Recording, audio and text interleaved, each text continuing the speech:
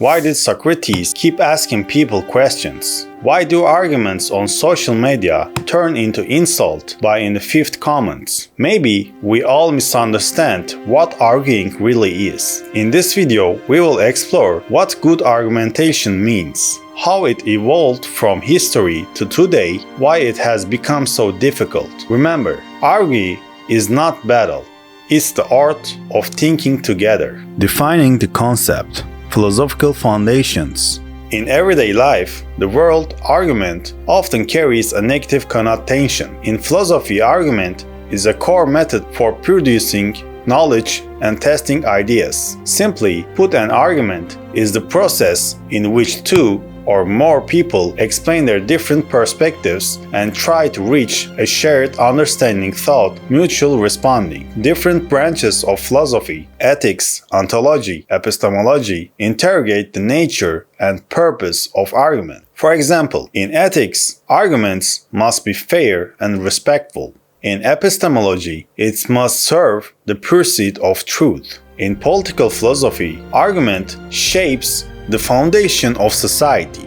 This raises key questions. What's the purpose of argument? To win or to understand? Should argument be totally free or should this be boundaries? These tensions reveal the complex nature of argumentation. Now, with this question in mind, let's take a step back time. Historical backgrounds and origins.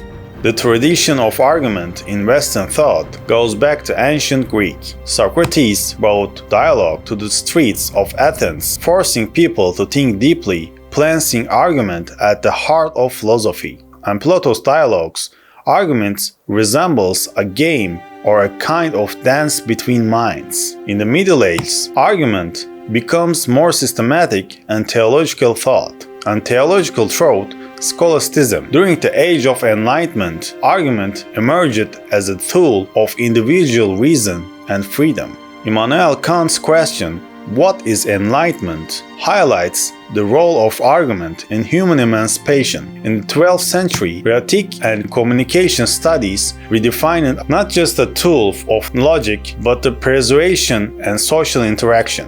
In short, the concept of arguments has evolved, serving as a key to both personal and societal transformation. Let's now examine how two major thinkers approached the practice of argument. Socrates' method of argument was called elenchus, in the art of questioning to bring forth knowledge. To him, true wisdom begins with realization one's ignorance. Picture this. In an Athenian square, Socrates meets a young man and asks, "What is knowledge?" The young man replies confidently, but Socrates represses on, "Are you sure?" This is where argument begins, in questioning.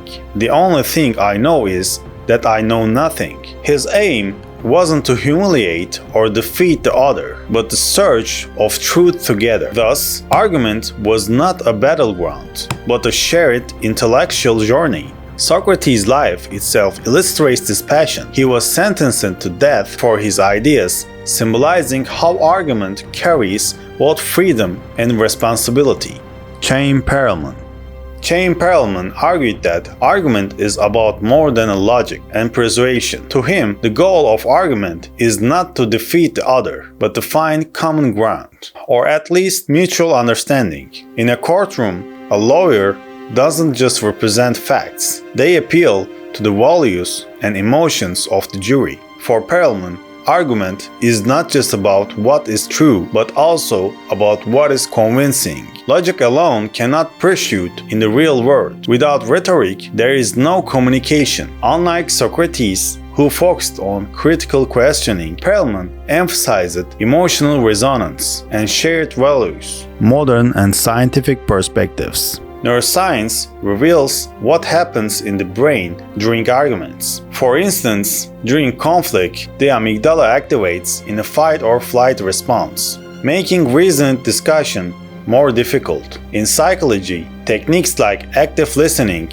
and empathic communication are proven methods to improve dialogue. Sociology connects argument to social norms and power dynamics, while evolutionary biology shows how argument might stem from mechanisms of cooperation and competition. In today's world, social media has transformed arguments. Algorithms amplify polarization, while AI offers new tools for analyzing discourse. These insights reveal that arguments is shaped not just by philosophy, but also by biology and technology. Ethical, cultural, and political argument. Argumentation styles differ across culture. Some cultures avoid direct confrontation, while others encourage open and intense debate. Ethically, where do we draw this line? Is manipulation or insult still a form of argument? In the age of social media, disinformation and information overload have changed the nature of debate. So we must ask, in an argument,